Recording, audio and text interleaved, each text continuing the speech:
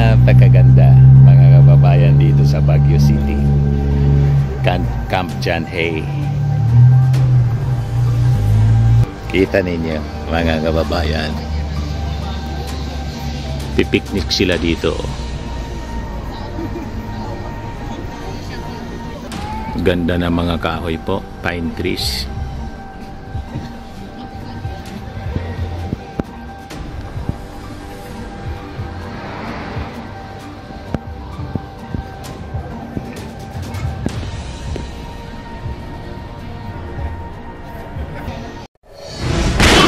Nagpapagang mga balita at pagtalakay sa mga isyu ng lipunan. Bulsa! Opinyon, banat at paglalantad sa katotohanan. Bulsa! What you see is what you get. You decide. The-date sila dito mga kababayan. Camping. Magbabarkada.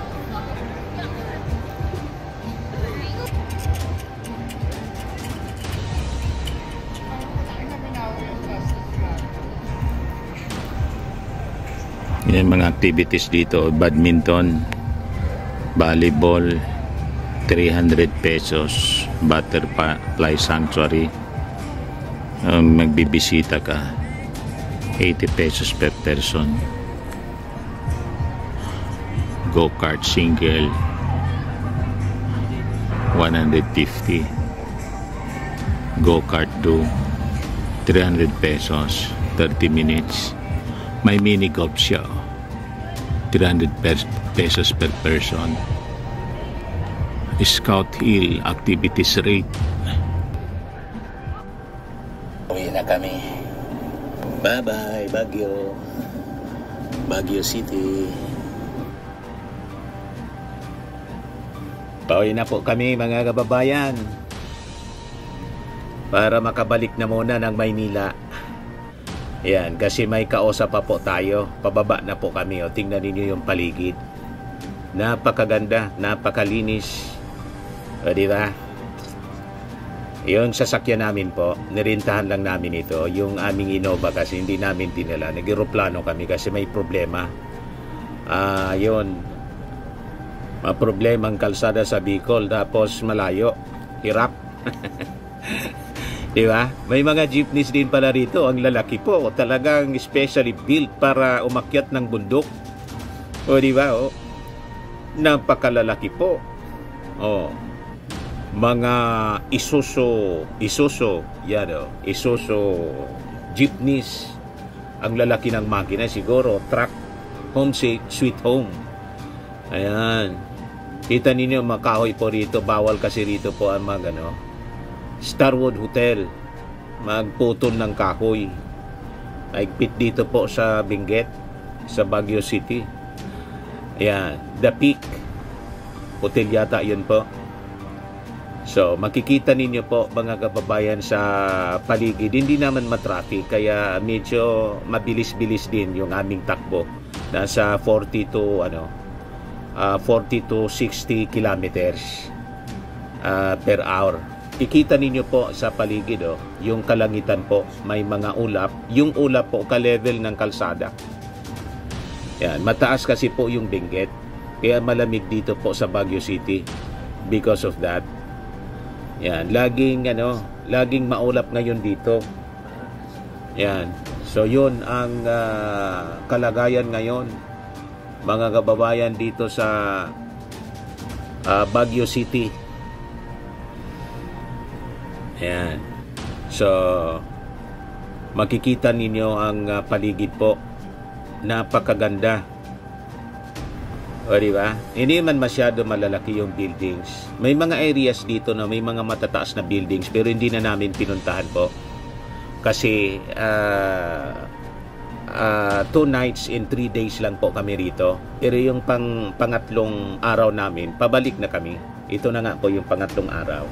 Pabalik na kami ng Maynila. So makikita ninyo, pababa siya ng pababa kasi pababa na tayo ng Baguio City. Kikita ninyo yung ulap, naka balot sa paligid mismo. pati sa mga kabahayan, sa kakahuyan, mga kababayan. Kaya napakalamig dito po. Labas muna kami.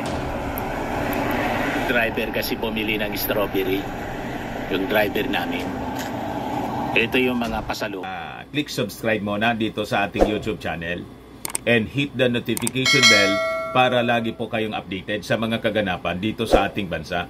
Like and share na rin po ninyo ang ating video. At huwag na rin po ninyo na skip yung ating mga commercial ads para tuloy-tuloy lang ang pag-unlad ng Bagong Pilipinas. Sa mga nagana po ng malinis and spacious fitness gym, pumunta lang po kayo sa aming Colossal Fitness Gym.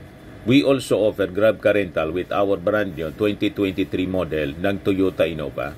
We also accept booking for those who are planning to travel via PAL, Cebu Pacific, and other airline companies, local and international, and bills payment for Meralco Bills, Aleco Bills, PLDT, etc. Ang Colossal Fitness Gym is located at 3rd floor Security Bank Building, Lanco Business Park, Legazpi City, Albay. For inquiries, look for Gilon Maravillas, contact number 0966-802-0949. Yan po yung aming Innova. Lagi na pong matao sa amin.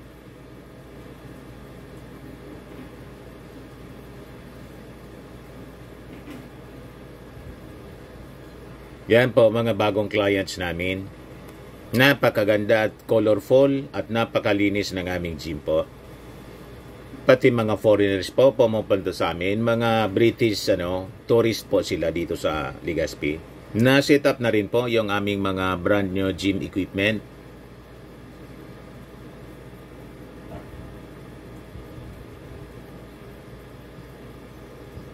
May treadmill na rin po kami.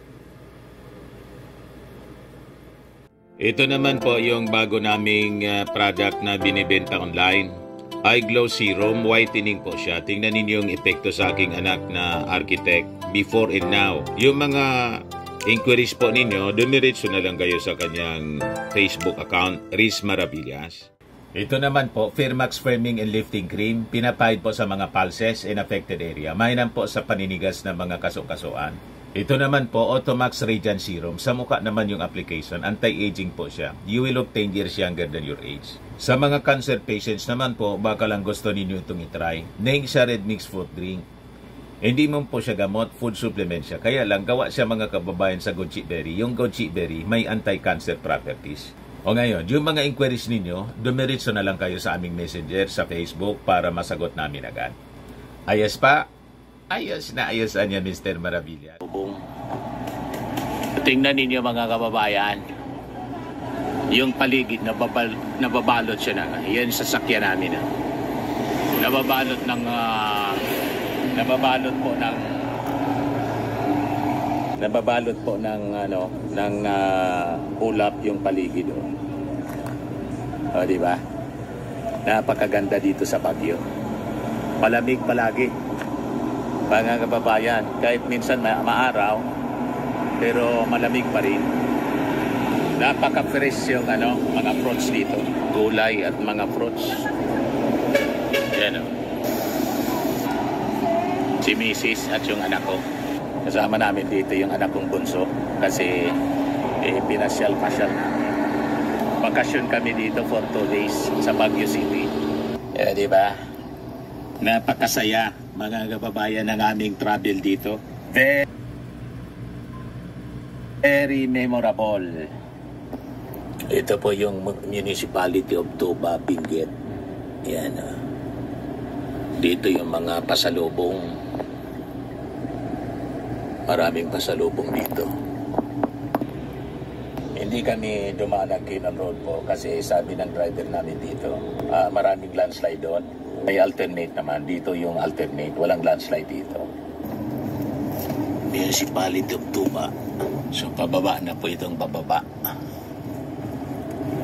Maulap po, oh. Nababalot ng ulap. Pati yung kalsada. Maulap.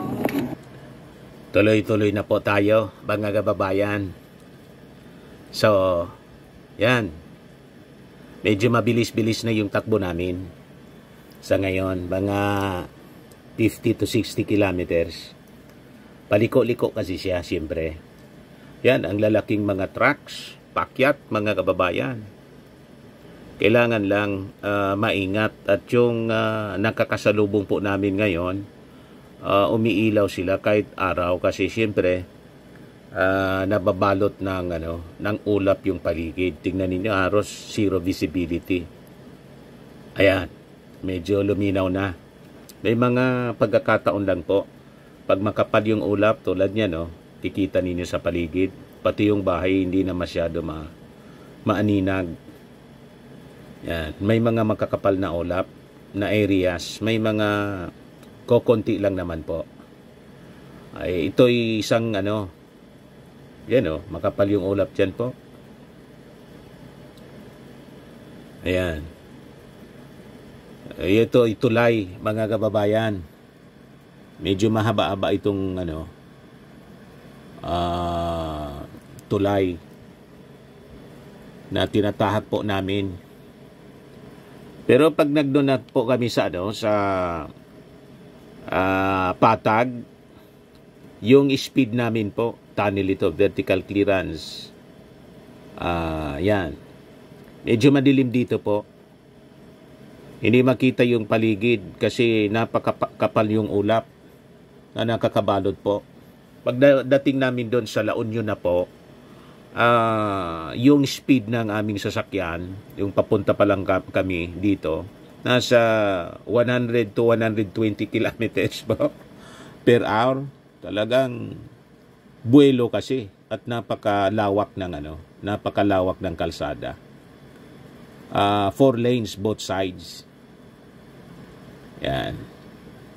So, makikita ninyo, mga kababayan, ang paligid. Talagang feel na feel yung lamig dito. Mas malamig sa labas, mga kababayan, dito. Kahit yung hotel namin, na yung lodge, Forest Lodge, mga kababayan na amin pong tinirhan, walang aircon po doon, mga kababayan. Electric fan lang, ceiling fan. Kasi malamig na sa loob. Fireplace mayroon. Baliktad, mas malamig sa labas kaysa sa loob. Kaya hindi uso ang aircon dito sa Baguio City, mga kababayan. So, yan muna po yung ating short video ngayon. Bye-bye, Baguio City.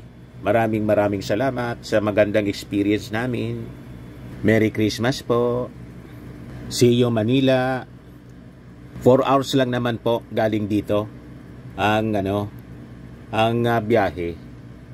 Baguio to Manila, 4 hours more or less, ganon, with top speed na 120 kilometers per hour sa highway.